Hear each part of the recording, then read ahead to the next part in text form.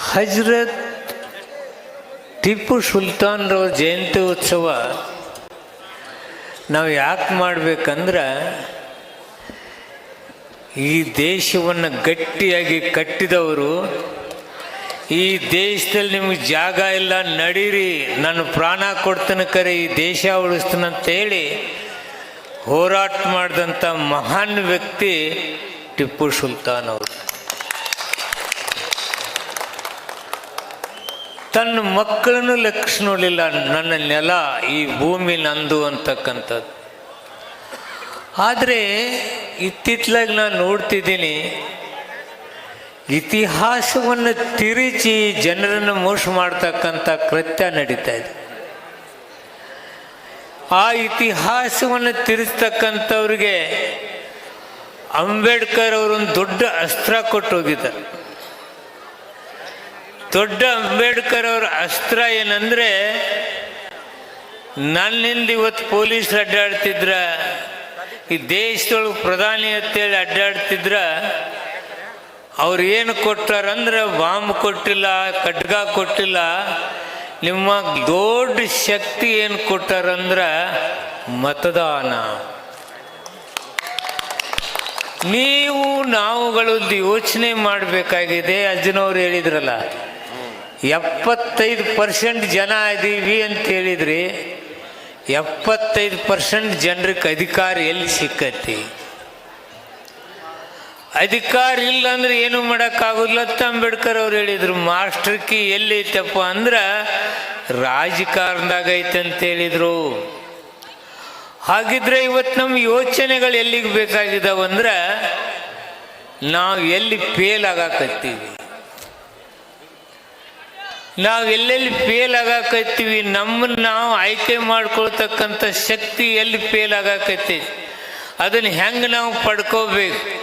ನಾವು ಅಂಬೇಡ್ಕರ್ ಅವ್ರು ಹೇಳಿದಂಗೆ ಏನಾದರೂ ಪಡ್ಕೊಂಡ್ರೆ ಈ ದೇಶ ಮತ್ತೆ ಆಳ್ತಕ್ಕಂಥವ್ರು ಯಾರಿದ್ರೆ ದಲಿತ ಮುಸ್ಲಿಮ್ಸ್ ಆಳ್ತಕ್ಕಂಥ ಶಕ್ತಿ ಇದೆ.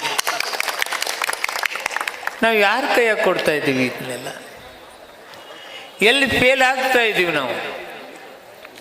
ದಯಮಾಡಿ ವಿನಂತಿ ಮಾಡ್ಕೋತೀನಿ, ಮತದಾನದ ಅರಿವು ಮೂಡಿಸ್ಕೊಳ್ರಿ, ಮತದಾನ ಮಾಡ್ರಿ. ನಮಗೆ ಬೇಕಾದವು ನಾವು ಆರಿಸ್ಕೊಳ್ತಕ್ಕಂಥ ಶಕ್ತಿ, ಬುದ್ಧಿವಂತಿಕೆ ನಮಗೆ ಬಂದೈತಂತಕ್ಕಂಥ ತೋರಿಸ್ತೇ ಇದ್ರೆ ನಮಗೆ ಮುಂದಿನ ದಿನಗಳು ಉಳಿಗಾಲವಿಲ್ಲ. ಇವತ್ತು ನಡೀತಕ್ಕಂಥ ಘಟನಾವಳಿಗಳನ್ನು ನೋಡಿದಾಗ, ಎಂತೆಂಥ ಸ್ವಾತಂತ್ರ್ಯ ಹೋರಾಟದಲ್ಲಿ ಇವತ್ತು ಸಾವನ್ನಪ್ಪಿದ್ರೆ ಅದರಲ್ಲಿ ಮುಸ್ಲಿಂ ಸಮಾಜದವರಿದ್ದಾರೆ, ದಲಿತರಿದ್ದಾರೆ, ಕೆಲವರು ಇದ್ದಾರಲ್ಲ ದೇಶದ ಆಸ್ತಿಯನ್ನು ಬ್ರಿಟಿಷರಿಗೆ ಬರೆದು ಕೊಟ್ಟವ್ರ ಕೈಯಾಗಿ ದೇಶದ ಅಧಿಕಾರ ಕೊಡ್ತಕ್ಕಂಥ ಕೆಟ್ಟ ಪ್ರವೃತ್ತಿಯನ್ನು ನಾವೇನು ಇಟ್ಕೊಂಡಿದ್ದೀವಿ, ಇದನ್ನು ಕಿತ್ತೆಸೆದು ನಮಗೆ ಬುದ್ಧಿ ಇದೆ, ನಾವು ಈ ದೇಶ ಆಳೋದು ಕಲೆ ಗೊತ್ತಿದೆ, ನಮ್ಮ ಮತದಾನದ ಅರಿವಿದೆ ಅಂತಕ್ಕಂಥದ್ದು ನೀವು ಎಚ್ಚೆತ್ತುಕೊಂಡು ಬಂದರೆ ಬಸವ ತತ್ವವು ಇವತ್ತು ನಮ್ಗೆ ಆಚರಣೆಯಲ್ಲಿದೆ ಅಂತ. ಬಸವಣ್ಣನ ತತ್ವ ನಾವು ಆಚರಣೆಯಲ್ಲಿ ಕೇಳಿದ್ದೀವಿ. ಬಸವಣ್ಣ ಇರುತನ ಎಲ್ಲರೂ ಒಂದು ಅಂದೀವಿ. ಬಸವಣ್ಣನ ಗೂಡಿ ಕಟ್ಟಿ ಒಳಗೆ ಇಟ್ಟರಲ್ಲ, ಮತ್ತು ನಾವು ದಲಿತರೆಲ್ಲ ಹೊರಗೆ ನಿಲ್ಲೋದಾಯ್ತು. ಶಕ್ತಿ ಈ ವಿಶ್ವವೇ ಕೊಂಡಾಡ್ತದೆ. 12ನೇ ಶತಮಾನದಾಗ ಮಾಡಿದಂಥ ವಿಶ್ವವೇ ಯಾವ ದೇಶದಲ್ಲಿ ನೋಡು ಬಸವಣ್ಣನ ತತ್ವದ ಬಗ್ಗೆ ವಿಚಾರಗಳು ಚರ್ಚೆಗಳಾಗ್ತವೆ. ಆದ್ದರಿಂದ ನಾನು ಹೆಚ್ಚಿಗೆ ಮಾತನಾಡ್ಲಿಕ್ಕೆ ಹೋಗುದಿಲ್ಲ. ಯಾಕಂದ್ರೆ ದೊಡ್ಡ ದೊಡ್ಡ ವಿಜ್ಞಾನಿಗಳನ್ನ, ತತ್ವಜ್ಞಾನಿಗಳನ್ನ ಕರೆದಿರಿ, ನಾವು ಮತ್ತೆ ಆವಾಗ ಕೂಡತ್ತಿರ್ತೀವಿ, ನಾವು ಮಾತಾಡೋನು ಕೂಡೋನು, ನಮ್ಮ ರಾಜಕೀಯ ಭಾಷಣ ಒಮ್ಮೆ ಬರ್ತೈತಿಲ್ಲ, ಜಿಲ್ಲಾ ಪಂಚಾಯತಿ ತಾಲೂಕ್ ಪಂಚಾಯತಿಯಾಗ ಮಾತಾಡೋನು. ಇಲ್ಲಿ ಏಕತಾ ಸಮ್ಮೇಳನದ ರೂವಾರಿಗಳಾದಂಥವ್ರಿಗೆ ನಾನು ಅಭಿನಂದನೆ ಹೇಳ್ತಿದ್ದೇನೆ. ಇಲ್ಲಿ ಬಂದು ಎಂಥ ಅದ್ಭುತವಾದ ಅಜ್ಜನವ್ರ ಮಾತುಗಳು. ದೇಶ ಅಂದ್ರೇನು, ಧರ್ಮ ಅಂದ್ರೇನು, ನಾವು ಹೆಂಗೆ ಬದುಕಬೇಕು, ನಾವೆಲ್ಲ ಫಕೀರ್ ಸಾಬ್ಗಳಾಗಿ ಬತ್ತಪ್ಪ ಅಂದ್ರೆ ನಾವು ಫಕೀರ್ ಸಾಬ್ ಹೋಗಿ ಚಂಗಿ ತಿನ್ನಕ್ಕೆ ಹೋಗ್ತಿದ್ವಿ. ನಾವು ಇವಾಗ ಆ ಭಾವನೆಗೆ ಧಕ್ಕೆ ತರ್ತಕ್ಕಂಥ ವ್ಯಕ್ತಿಗಳು ಹುಟ್ಟುಕೊಂಡಿದ್ದರು ಸ್ವಾರ್ಥ ಸಾಧನೆಗಳು.